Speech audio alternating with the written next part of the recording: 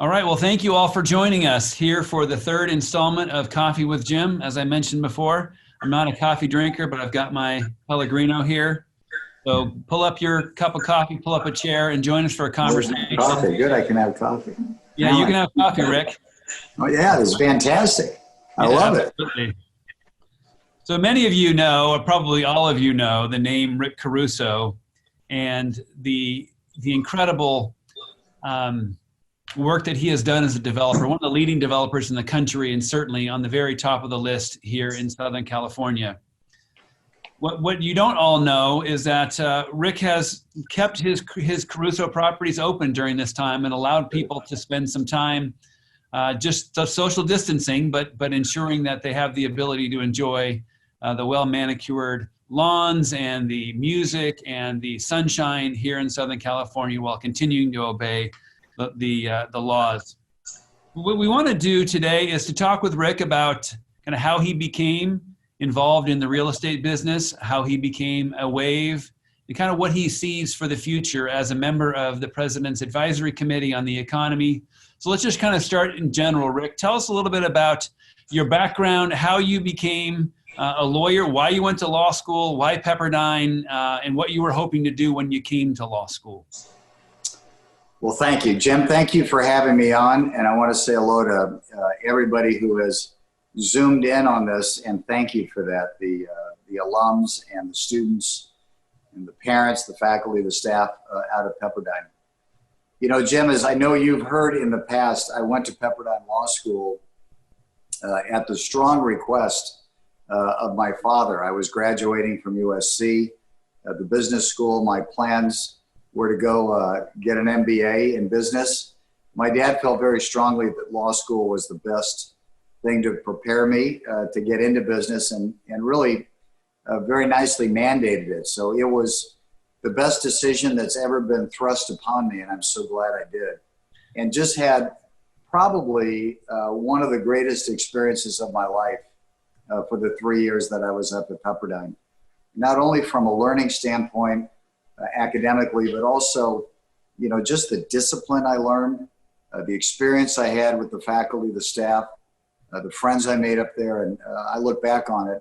It was one of the best 3 years of my life. And what was it that you were hoping to do with your law degree? Were you planning to go into real estate? Were you thinking more broadly in business, or what were your goals coming into law school? Well, I always wanted to be in real estate. I don't know why, but you know, ever since I was a young kid, I used to tell my father when we would walk around, I wanted to build buildings and own buildings. So that was just the way that, you know, God put me together, is the love for real estate. So thinking about law was really to prepare myself and just be a better business person.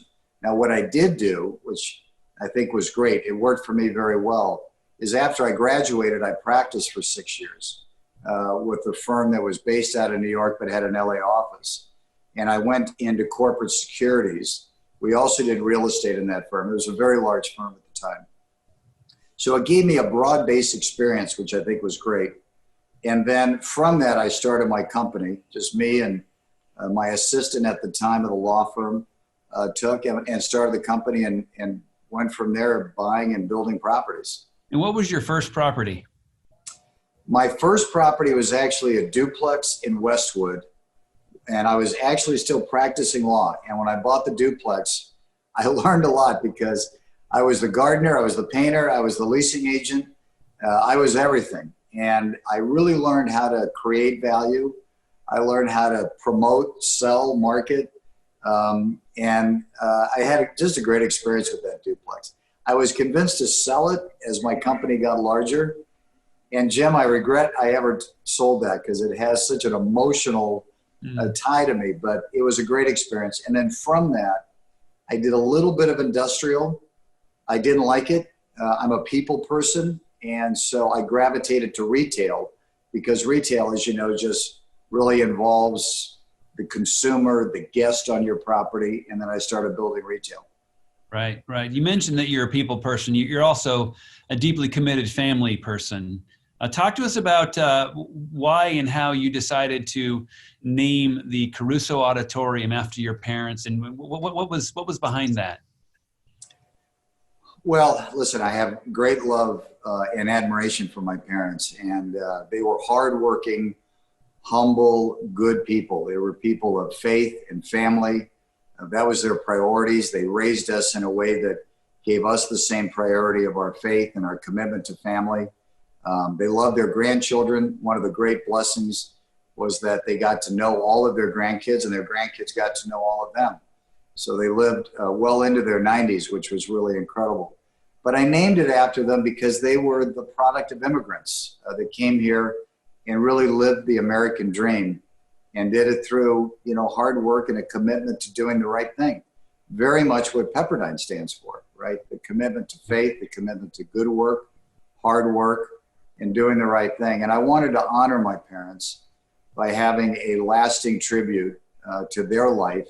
And I could think of no other place than to have it up at Pepperdine Law School that really reflects what they stood for and also was such a meaningful place in my life.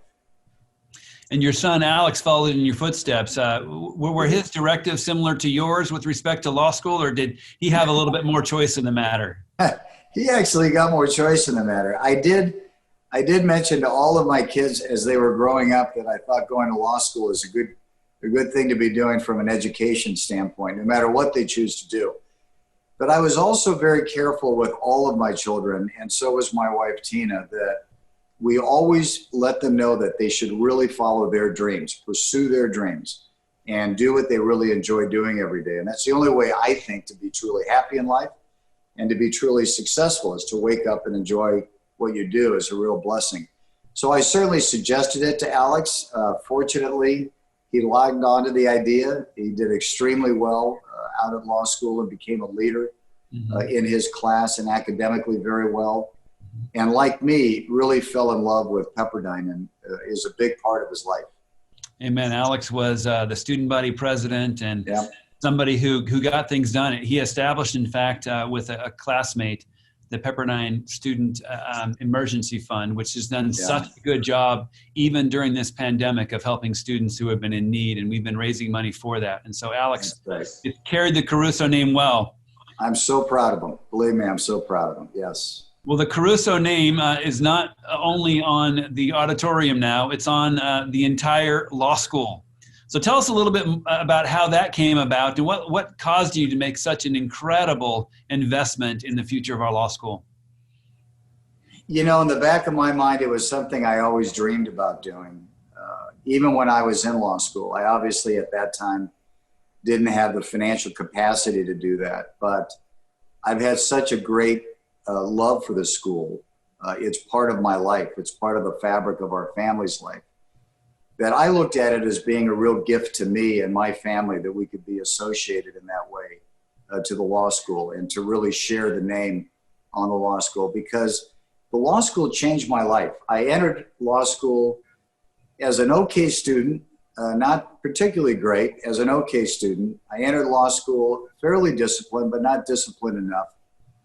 It really taught me discipline. It taught me commitment, priority. It taught me that there is great reward in working hard academically, that there would be a payoff.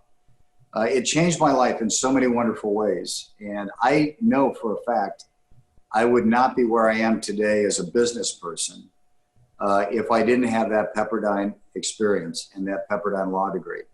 So I wanted to give back.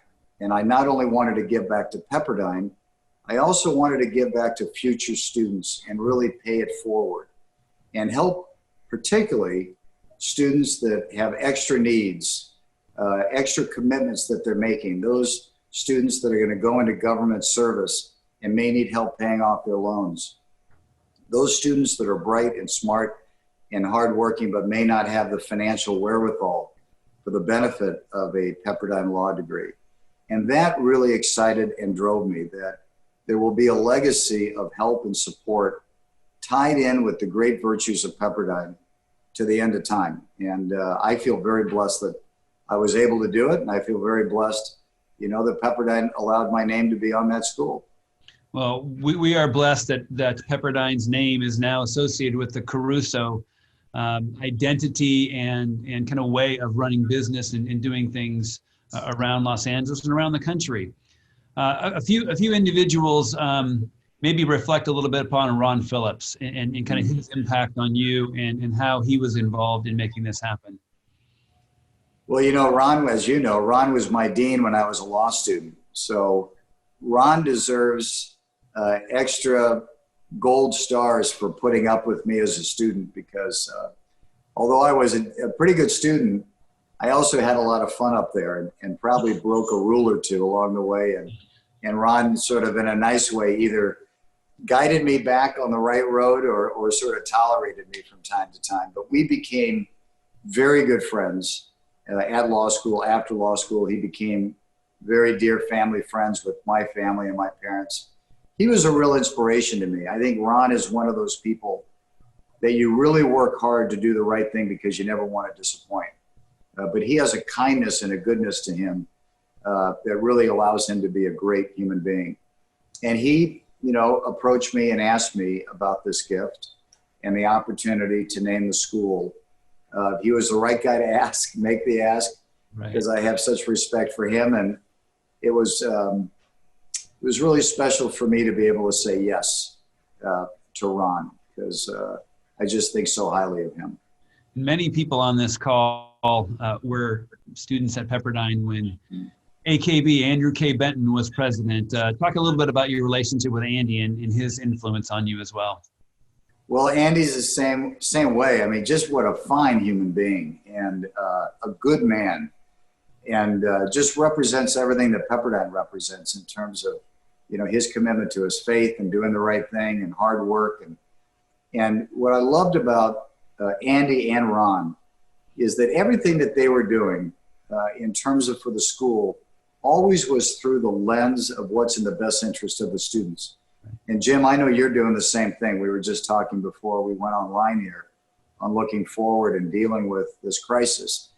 But I'm just so impressed that you want to do what's best for the students. And Andy really exemplified that, did an amazing job building Pepperdine and growing Pepperdine. He was part of the ask when Ron came over. And then, you know, we negotiated and worked through all the issues. It took about 6 months or so, and just thrilled that we got it completed and we're able to announce the gift. I am too, and I was privileged to be there when this whole thing was signed, and that was a great start to my presidency, though, as I am quick to explain to people.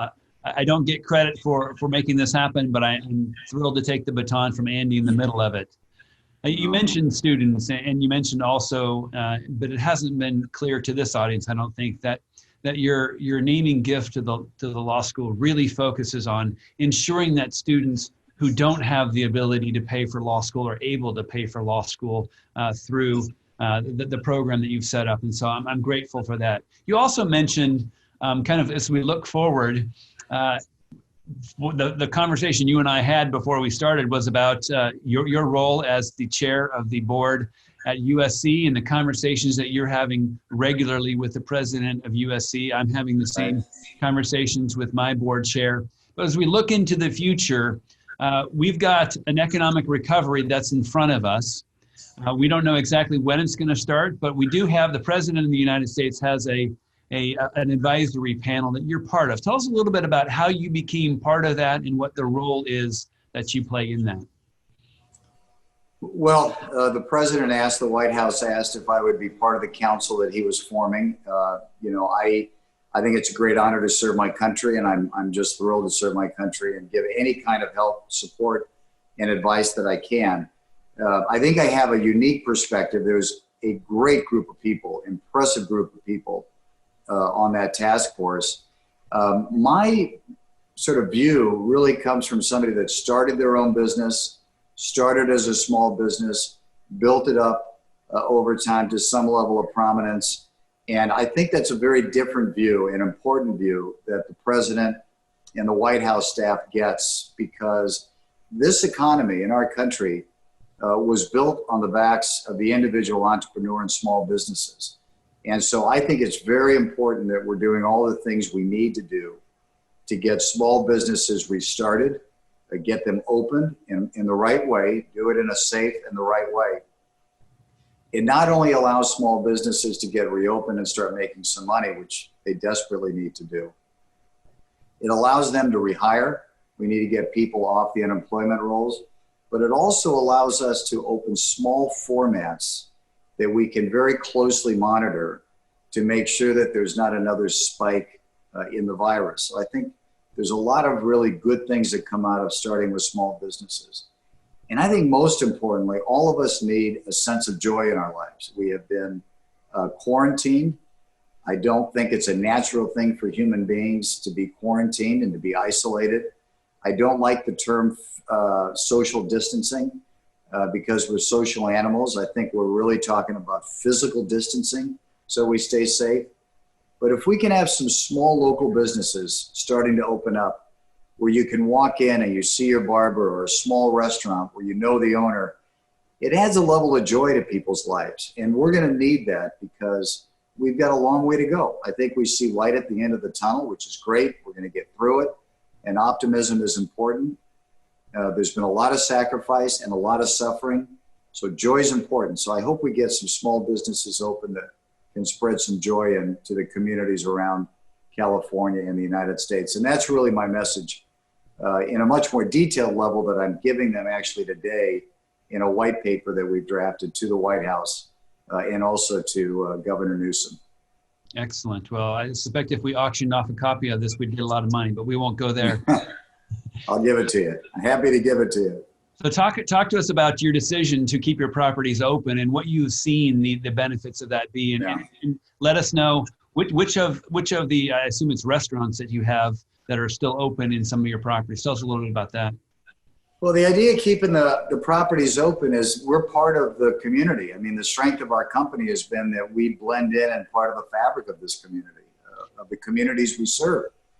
And I didn't want to turn my back on our communities. And I'm a big believer that you need to get outside. We're blessed that we all live in Southern California and we have sunshine and clean air. The air is cleaner than ever, which is wonderful, and hopefully we can keep it that way. But I wanted people to be able to stroll through it with the lights bright, the music on, the fountains going, perfectly clean, follow all the safety rules of, physical distancing and whatnot. But I went to 3 of my properties the other day, the Americana out in Glendale, the Grove in Los Angeles, and Palisades Village. And I was just overwhelmed and overjoyed to see the amount of people strolling through, sitting on the lawns, having a bite to eat, all doing it in the safest of ways. But it really reflected my belief of the greatest strength of our company is finding ways to give enjoyment and enrich people's lives. And I didn't want that to stop because we're in the middle of this crisis. So many of the restaurants are open, doing curbside service or pickup and delivery, which we're thrilled that they are supporting the community. But more important than that, we're just open and welcoming people and giving people a little sense of happiness, hopefully in their day. And, hopefully soon we're going to be back open for business. What do you anticipate in terms of perhaps the order of what will be rolled out? What recommendations would you be giving as to what's next and at what speed we would see the economy going again, particularly in the retail area? Well, that's a discussion I'm actually having with the governor and the task force, and the governor and I have been talking the last couple of days. First of all, what we did as a company, we engaged the head of infectious disease from Keck, USC Keck, to consult with our operations team to give us actually the best and the smartest policies and protocols to reopen our properties. So we have to reopen retail that we own restaurants, we own a resort up in Montecito, we have apartments, and we have office. So everyone is a little bit different in terms of opening in a very safe way. And then we have to reopen our corporate office and take care of our employees. So the question that I've asked everybody is, give me the best thinking to make our properties the safest for our guests and our employees to come to. And so then we have to operationalize it. We're actually bringing on an RN as part of our staff that's going to be working with the cleaning teams on the properties to make sure they're following the protocols and procedures. And the best disinfectant that we have, thank God, is all of our properties are open air. Yeah. And sun is the best disinfectant. So what my recommendation to the governor is, let's start, like I said, with small businesses, small formats, limit occupancy in the stores, maybe to 50%, 25 to 50%, allow people to start operating, wear masks, everybody that's working there, everybody that comes in would wear a mask, and allow business to slowly start and then track the results carefully so we see how it goes. And then from that, larger businesses will follow. And then we'll start getting some smaller businesses open, some rehiring going on. And I think the same with restaurants, especially restaurants that have outdoor seating, separate the tables. Maybe they're operating at 50% capacity. The tables are apart, so there's, again, physical distancing. I think there's really a viable way to do that. And how do you see, thank you for that, and how do you see kind of the larger economy in the country? How long till we're back? Or does that just depend entirely on the virus? Or even when the virus, if we have a vaccine, let's say in the early spring of next year, do you see the businesses coming back right away? Or do you think it's going to be a gradual thing? Well, I think it's going to be gradual, Jim. And I don't believe it's going to be a V shape. I also think we have to make the distinction between the stock market and Main Street. You know, the stock market has recovered pretty well. Last time I saw today, it's having a bit of a down day, but overall it's recovering pretty well, which is great. Main Street stores and businesses, I think, are going to take longer. And I think we're going to be in for a little bit of a rough ride. So we have to be prepared for that, be conservative, make sure there's support systems for businesses. And then I think it's going to depend on sectors. You know, I think people are going to be reluctant, more reluctant to go in enclosed buildings than they are to be outside. I think they're going to be probably a little bit more reluctant to get on an airplane than drive somewhere. So it really is going to depend on the business. I think it's going to depend on the generation also. The younger people are going to be more inclined to be probably more active and get out. Older people, especially those that are higher risk, should be a little bit more careful and safe. But I think it's going to take a while. I think we're going to have a slow growth, and then hopefully the first quarter of 21 is what we're really thinking about. We start rebuilding our businesses. But for the balance of this year, probably a little bit slow.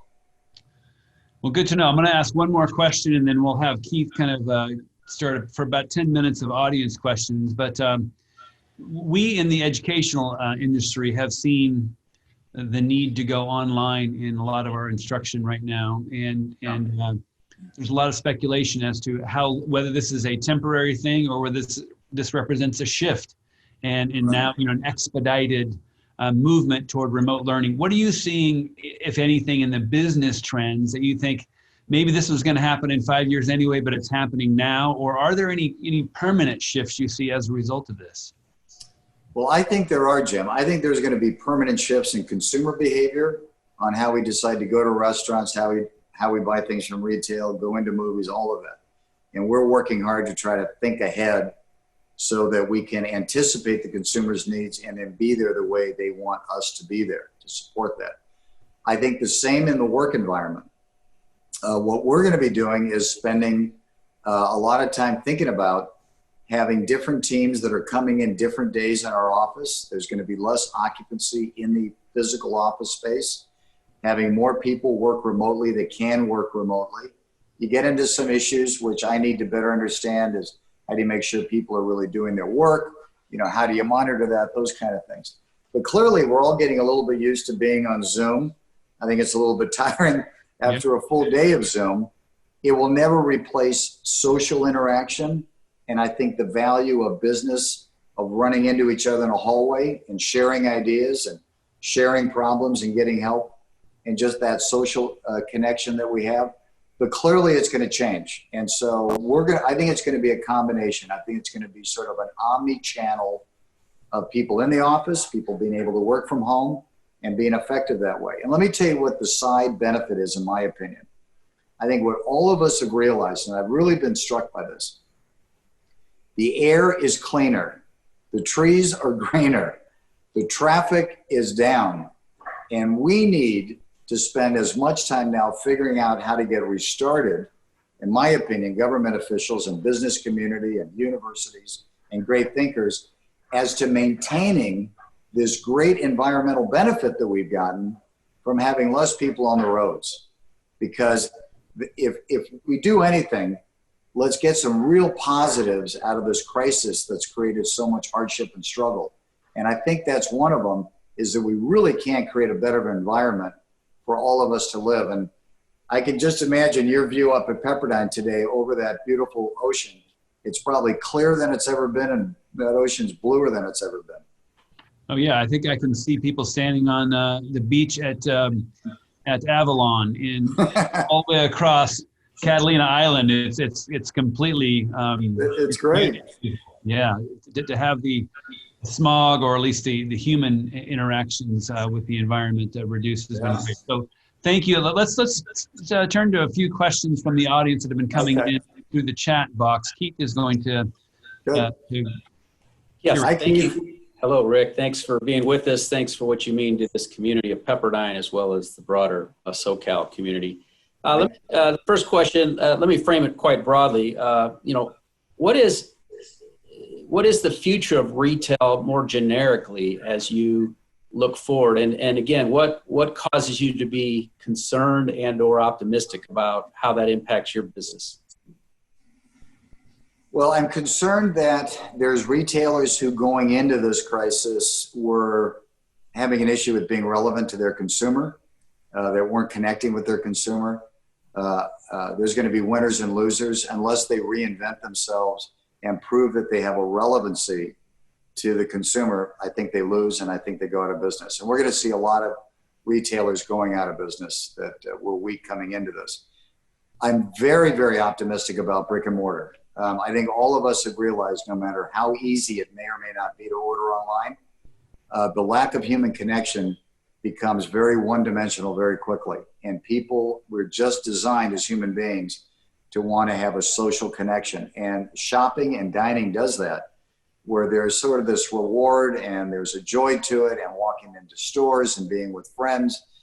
So I think that the winners are going to be the retailers that create a great experience within their four walls, that curate their product, that have a meaningful connection to the consumer, and give the consumer a real reason and a payoff. I'm not talking about financially, but a payoff to being there. What we were seeing going into this crisis is that consumers more and more were less concerned about price and much more concerned about value and experience. And I think the retailers that tap into that will do well. Online's going to be great. Online's going to grow. The smart retailers will have a very robust online program and a very robust brick and mortar program. But I think there's going to be less stores. I think retailers are realizing they can really cut back on the amount of stores and still serve the communities they want to serve. And we're seeing the same thing in education as well, that yeah, it's possible to do things online, but you really want to be with each other. And in the schools that deliver, like USC and like Pepperdine, on the in-person experience will, I think, be stronger in the market as a result of people realizing that I really do want human interaction. This online thing is convenient, but it's not. That's right. Yeah. I think that's right. Thank you. Let me, there's a lot of well wishes and greetings to both of you. Let me just call out one. We have Garrett Snow with us, who's serving in JAG in Naples, Italy. And he specifically thanks you, Rick, for the loan forgiveness fund that enabled him to pay off and to go to law school. So some of you don't know, but Rick and Tina for years, probably almost 20 years now, have had a loan forgiveness fund with Pepperdine. And so he thanks you for that. What are you doing to accommodate some of your struggling tenants in your properties, Rick? So the smaller tenants, we've been very clear with. We've told our smaller tenants, the entrepreneurs, take care of your family, take care of yourself, do not worry about rent. Even the smaller restaurants that are open and still serving food to go and curbside and pick up a delivery, there's no rent, don't worry about it. And we're going to support them. We're not only going to support them in deferring their rent, but we're going to have to help them financially from time to time to get reopened. And so our properties really become great, in my opinion, because they have these local retailers that connect to people in the communities around them. And we want to support that. The larger retailers that are credit tenants that have the capacity and ability to pay, we're expecting to pay rent. And some are. and some aren't. It's disappointing that some have the capacity to pay aren't. The reason it's important that they do is because I think the survival of getting through this crisis is really a partnership, and you have to have an ecosystem. I need to lean in as a landlord and help. Larger tenants need to support my efforts in doing that. The government needs to support it. So you have to have a lot of players helping out, but the smaller ones we're clearly working with. And like I said earlier, I think that they're the backbone of our economy, and we've got to get them back up and running in a meaningful way, in a safe way. Wonderful. Kind of a different type of question. How is faith? You speak in terms of blessings, and you speak of faith even in my interaction with you in any scenario. But this question is, how has faith informed your approach to business? Well, I have faith. Listen, I have faith in the Lord, and I ask him all the time to help me make good decisions and wise decisions and give me the strength to get through this crisis. It's not easy to get through. I'm like everybody else who's out there. I have the stress upon me and the anxiety and the worries and the fear. What mitigates all of that and what helps all of that is my faith and also my family that I have around me and my friends. So faith is incredibly important.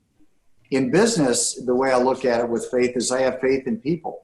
I was talking to some executives this morning that what we're really seeing through this crisis is the true metal and colors of people and how they react and whether or not they're going to do the right thing. And I have great faith that people at the end of the day are going to try to do the right thing.